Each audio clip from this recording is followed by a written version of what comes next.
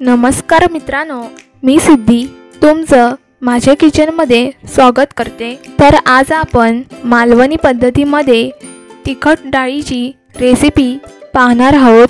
तर चला मग आपल्या रेसिपीला सुरुवात करू। तर त्यासाठी मी इथे तूर डाळ घेतलेली आहे। ही तूर डाळ इथे आपल्याला स्वच्छ पाण्याने धुवून घ्यायची आहे। त्यानंतर मी इथे कढीपत्ता घेतलेला आहे। हे इथे मिरच्या आहेत। ह्यामध्ये मसाला, जिरा, राई आणि ह्यात हळद आहे।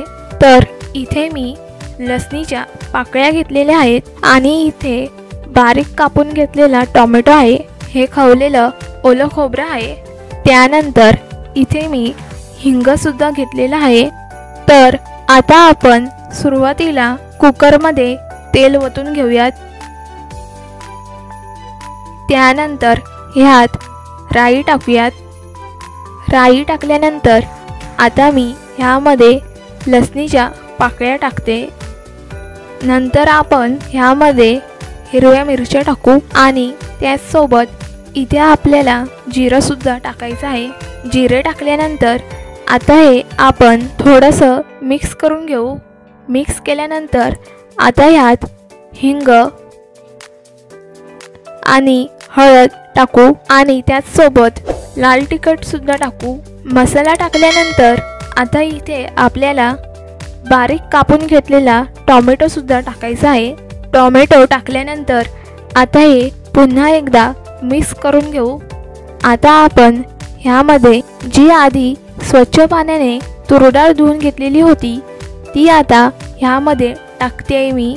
तूर डाळ टाकल्यानंतर आता हे आपल्याला मसाल्यांमध्ये मिक्स करून घ्यायचं आहे। त्यानंतर आता आपण ह्यामध्ये खोबरं टाकू। खोबरं टाकल्यानंतर आता ह्यात आपण आपल्याला हवे तेवढे पाणी टाकायचं आहे। पाणी टाकल्यानंतर आता हे आपल्याला सर्व छान पद्धतीने मिक्स करून घ्यायचं आहे आणि इथे आपल्याला चवीनुसार मीठ टाकायचं आहे।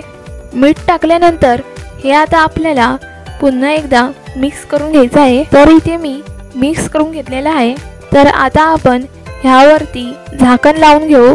कुकरचं झाकण लावून घेतल्यानंतर इथे आपल्याला 3 किंवा 4 शिट्ट्या काढून घ्यायच्या आहेत।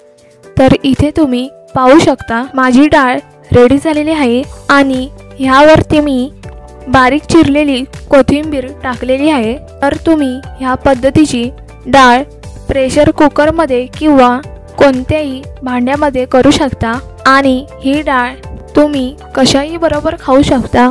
तर मित्रांनो, ह्या मालवणी पद्धतीची रेसिपी तुम्ही घरी बनवून जरूर ट्राय करून बघा। कशी झाली आहे हे आम्हाला कमेंट बॉक्समधून नक्कीच कळवा।